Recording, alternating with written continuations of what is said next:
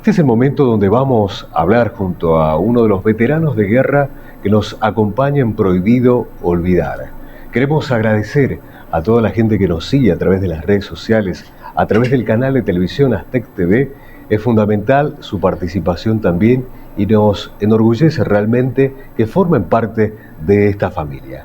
El día de hoy vamos a dialogar junto a un veterano de guerra, Ramón Galván, al cual queremos agradecer su participación. Vamos a conocer lo que es su historia, la historia como veterano de guerra y también su participación allí en Malvinas Argentinas. ¿Qué tal, Ramón? Buenas tardes, ¿cómo estás? Buenas tardes, muy bien, muchas gracias por la invitación y obviamente sumado al proyecto de ustedes de no olvidar nunca a nuestras Malvinas. Ramón, hablamos de no olvidar. Una palabra que quizás muchas veces repercute mucho de los veteranos de guerra porque cuando regresaron a nuestra Argentina, digo bien, lamentablemente quizás no tuvieron ese foco tan importante que tiene que ver con escucharlos, conocerlos. Por eso la idea de este programa es visibilizar tu historia, la historia de cada veterano de guerra.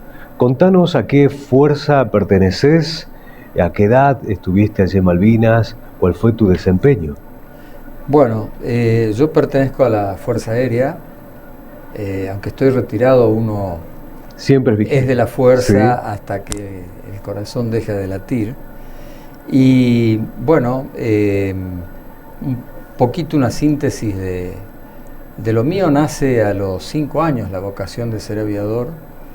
Yo soy nacido en el Ingenio Tabacal, en Orán, y a raíz de una visita a la fábrica de cadetes de la Escuela de Aviación, porque parte de la formación se van a visitar empresas nacionales, petroleras, que hacen la formación de un oficial de la Fuerza. Bueno, tocó esa visita al Ingenio Tabacal y ahí yo los vi a los cadetes y lo que me llamó la atención era la uniformidad. Eran 50 cadetes más o menos, y me impactó a esa edad, 5 años, ver la disciplina, el orden. Entonces me dicen, ellos son futuros aviadores, ellos están estudiando para ser aviadores. Bueno, y ahí obviamente se me metió el avión en la cabeza y a partir de ahí mi vocación, dije, ser aviador. Mira vos. De ahí en más, cumpleaños, regalos, siempre eran maquetas para armar, volar barriletes, cometas, dedicado a todo lo que tenía que ver con la aviación. Bueno, después mi vida continuó, una etapa de scout, donde también el hecho de querer nuestra tierra, los campamentos a distintos lugares de la provincia, hasta que llegó el momento de ingresar a la Escuela de Aviación. Rendí el examen de ingreso, tuve la suerte de ingresar en la primera oportunidad, cumplir los 4 años de formación y luego egresar ya como aviador militar. De acuerdo a las condiciones uno puede elegir ser piloto de combate, de transporte o helicópteros. Ajá. Y como yo quería ser piloto de combate y tenía las condiciones, fui destinado a Reconquista, al norte de Santa Fe, donde se hacía el curso de piloto de combate en avión Pucará. ¿A qué edad más o menos? A los 21 años. 21 años. Sí. Así que bueno, hice el curso de combate y luego la Fuerza Aérea es una fuerza joven, nace en 1912, el 10 de agosto, y nunca había tenido una participación en un combate real, en una guerra. Distinto al ejército y la Armada, que nacen con la patria en 1810. Ellos tuvieron varias guerras. Sí. Bueno, y nosotros nos preparamos permanentemente misiones de combate con distintos tipos de aviones de combate, aviones de transporte, helicópteros, y así fue que en el año 81 la Fuerza Aérea hace un ejercicio operativo que se llamó Blasón, donde se dividió la Argentina en 2 partes, desde Córdoba hacia La Quiaca dividido en Fuerza Aérea Este y Oeste, porque la hipótesis nuestra de conflicto siempre fue Chile y Brasil. Claro, o sea, Entonces, no estamos hablando en este caso del Reino Unido ni nada más y nada menos, sino que tiene que ver con algo que se especulaba, ¿no? Claro. Con la frontera, básicamente. Así es. Entonces, en ese ejercicio operativo, con esto quiero decir un poco la preparación nuestra para Malvinas, sin saber que ese ejercicio operativo iba a terminar con Malvinas. Eso fue octubre del 81, donde la Fuerza Aérea Pleno se dividió en dos, tanto aviones de combate, helicópteros, transportes, la inteligencia, la tropa, los mecánicos, los armeros, y por ejemplo era una semana de duración el operativo, y el día que yo empecé el operativo teníamos que hacer el ataque al aeropuerto de Catamarca con las primeras luces. O sea que había que ver a qué hora salía el sol en Catamarca ese día y a partir de ahí planificar el despegue de Reconquista, que significaba despegar más o menos 3 de la mañana, nocturno, formación nocturna, o sea, realmente y era un jefe. ¿Cómo fue esa experiencia? Bueno, a tan temprana edad y bueno, realmente era poner en práctica todo lo que nos había, el tiempo que nos había llevado la preparación, el curso de combate, y luego era hacer el ataque. Había veedores, oficiales de la fuerza, distintas especialidades, y decir, bueno, el ataque fue bueno, fue malo, fueron derribados, y a medida que iban siendo derribados aviones, volvían a su base natural, se les acababa el ejercicio. Y así, digamos, quedaba en la balanza la Fuerza Aérea Este y la Oeste, a ver la capacidad, los resultados. Se puede decir quién eran los mejores de alguna manera, ¿no? Claro, era una forma íntegra de practicar, porque no solo los pilotos volábamos, sino también, por ejemplo, nosotros después del ataque en Catamarca teníamos que ir a aterrizar en vuelo, nos decían cuál era la pista donde teníamos que ir. Y era Ceres, en la provincia de Santa Fe, para lo cual era una pista de tierra, una estancia. Previamente salió un helicóptero de ahí basado en lo que era nuestra base, en Puerto en Ceres, y iba a sacar las vacas porque era un campo. Claro. Y había que en el vuelo buscar la carta, sacar el rumbo, la distancia, para aterrizar en Ceres. O sea, realmente una práctica a fondo de todo. Los mecánicos, ellos tenían que hacer la práctica de cambiar un motor de un avión al aire libre, bajo un árbol, de día, de noche. Es decir, todos los estamentos de la fuerza estábamos siendo evaluados en ese ejercicio, insisto, como un ejercicio más, sin vistas a algún conflicto inminente. Claro. Porque aparte, en los medios, esto era octubre del 81, inclusive hasta que se sabe que es el momento de la toma de Malvinas, no había ningún rumor, no había noticias, no había comentarios. Es decir, realmente fue una sorpresa a nosotros mismos. Claro. Por eso también se los destaca, ¿no? De alguna manera, la fuerza, en este caso contraria, los británicos hacen referencia sobre la Fuerza Aérea que fue realmente contundente en su preparación y formación, ¿no? Lo que acabas de decir vos. Sí. ¿Vos cómo vivenciaste en este caso lo que fue la guerra? A muy temprana edad, ¿qué es lo que te dejó a vos? Bueno, me dejó, yo salí de Reconquista a Puerto Santa Cruz, que era la base nuestra, un pueblo muy chico de la Patagonia, y la solidaridad de la gente, realmente impresionante. Era como una gran familia, todo el pueblo de Puerto Santa Cruz, con ejército que nos daba la seguridad, nosotros que cumplíamos misiones de adiestramiento, prácticas en el mar, porque nosotros siempre practicamos en tierra, nunca habíamos practicado en el mar. Entonces había que hacer vuelos, patrullajes en la costa, desde Río Gallegos, Río Grande, hasta Comodoro Rivadavia. Entonces todas esas prácticas nos animaban más, pero también lo que decíamos, esto seguramente va a ser tomar las islas y firmar la paz y listo, se solucionó todo. Después la Cancillería, diplomáticamente, seguirá el conflicto. Hasta que ese era lo que decíamos, bueno, vamos a llegar a Puerto Santa Cruz, seguro que ahí se firma la paz. Y no, y seguíamos, hasta que llegó el 1 de mayo a las 4:40, el bombardeo de los Vulcan, los ingleses, a la pista de Malvinas.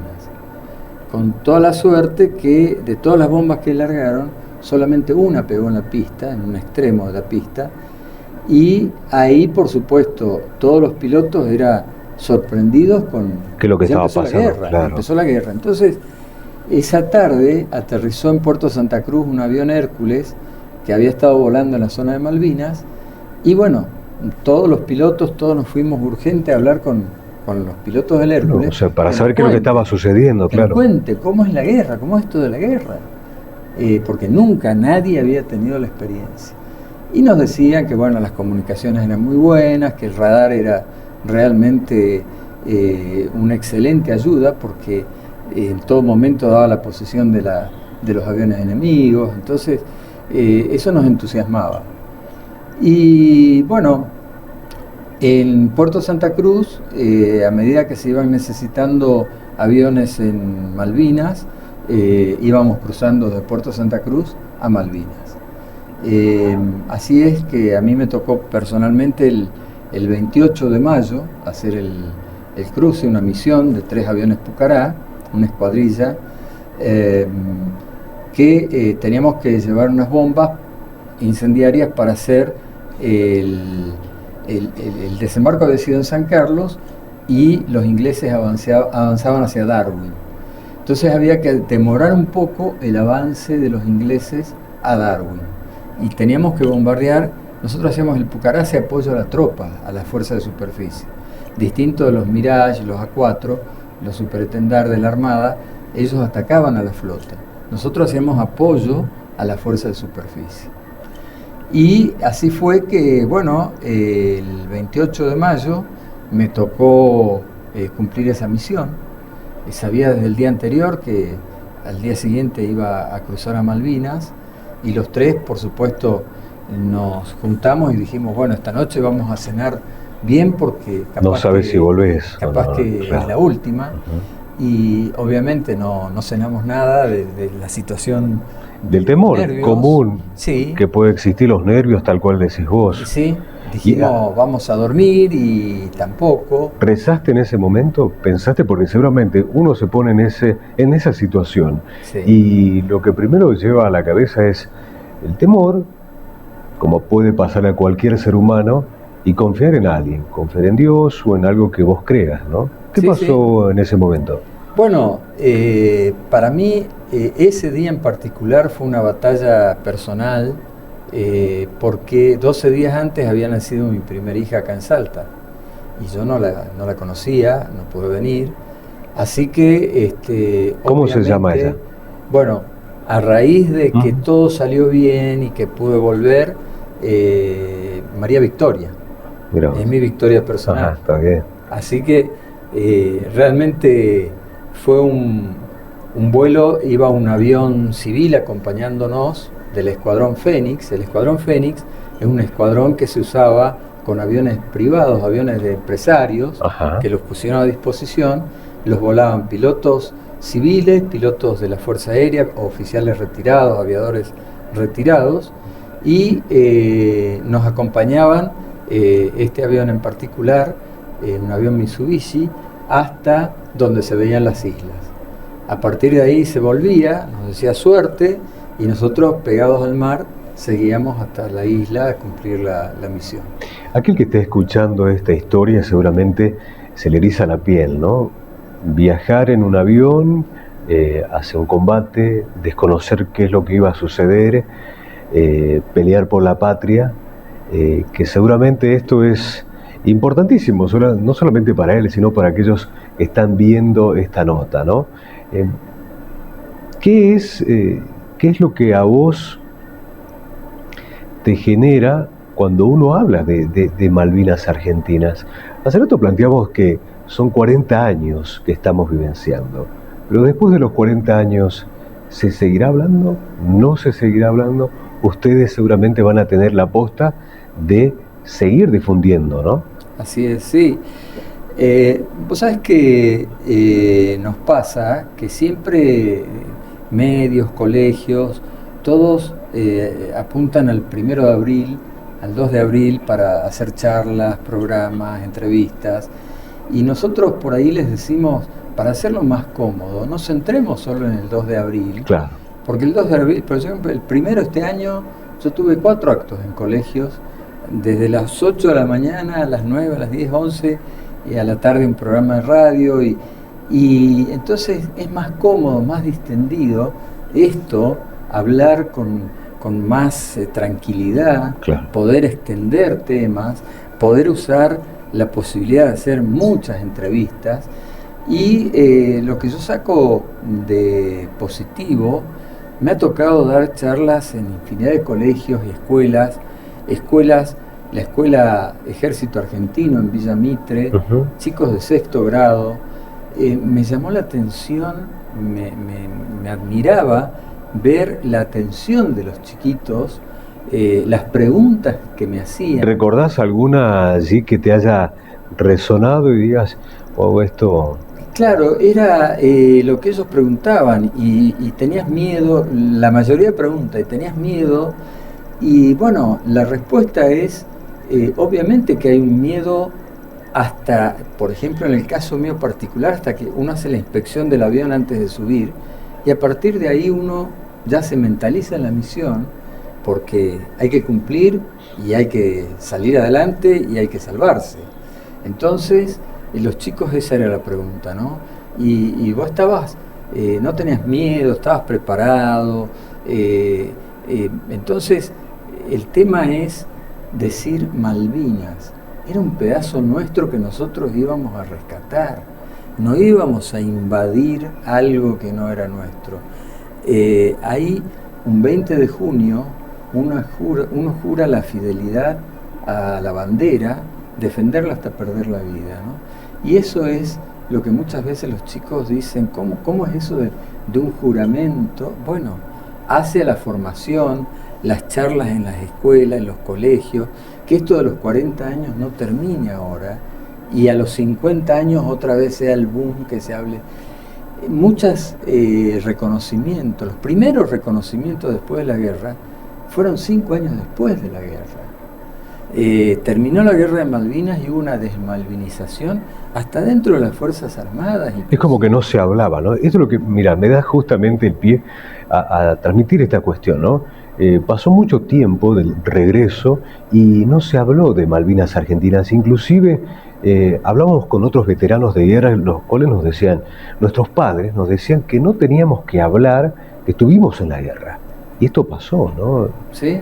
Esto sucedió. Sí, realmente todos los reconocimientos, actos, homenajes, se hacen posterior a los 5 o 10 años de Malvinas. Es decir, para un veterano, ver a medida que vamos alejándonos de la fecha, esto de llegar a los 40 años, es increíble. Una parte de la historia pasó hace 40 años y bueno, recién ahora ahí es como que explotó el interés por Malvinas, ¿no? ¿Crees que solamente fue acá en Salta o en toda la Argentina? Porque por ahí aquel salteño es como muy arraigado a los valores patrióticos y demás, ¿no?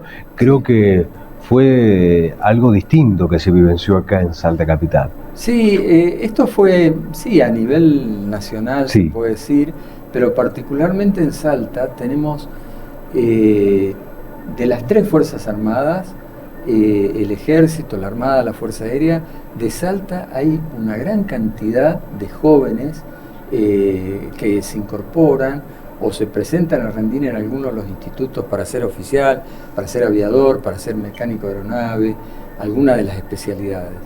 Y eso es lo bueno, que se siga alimentando, que la llama Malvinas siga encendida y uno está dispuesto a seguir despertando vocaciones despertando chicos, así como cuando yo era chico y decíamos Malvinas y automáticamente nos sonaba Argentina.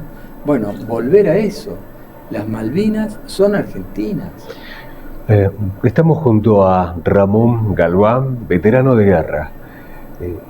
Tu mensaje, que sería importante para estas generaciones que vienen, ¿cuál sería? Ya para cerrar lo que es esta nota.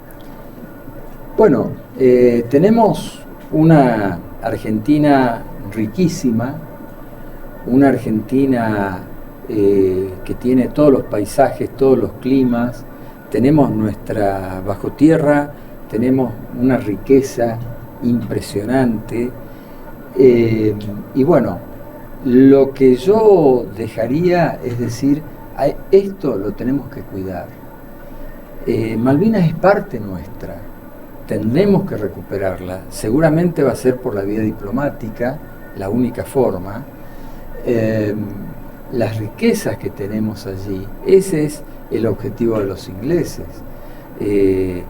Tenemos que tratar de recuperarla. Para eso hay que amar a la patria. No nos queda otra que, a mí me ha pasado, por ejemplo, el Día de la Bandera, el Día del Escudo, el Día de la Escarapela, salir a la calle con la escarapela y decir, bueno, voy a contar cuántas escarapelas veo. Pasa, ¿no? Y duele ver 3, 5, las banderas en los frentes de las casas. Esa mínima cosita de querer a nuestra patria, amar a nuestra bandera, que esté orgullosamente en el frente de nuestra casa un 25 de mayo, el 9 de julio, el 2 de abril, los días patrios, festejarlo, no usar la bandera solamente para un partido o para un evento específico. Tiene que nacer el amor a la patria. Me voy a quedar con este mensaje de Ramón, el amor a la patria que tenemos que tener todos. Esto es Prohibido Olvidar junto a Ramón Galván. Muchas gracias, Ramón, por estar y contar también parte de tu historia. Muchísimas gracias a ustedes y los felicito por esta hermosa obra que están haciendo, así que muchas gracias.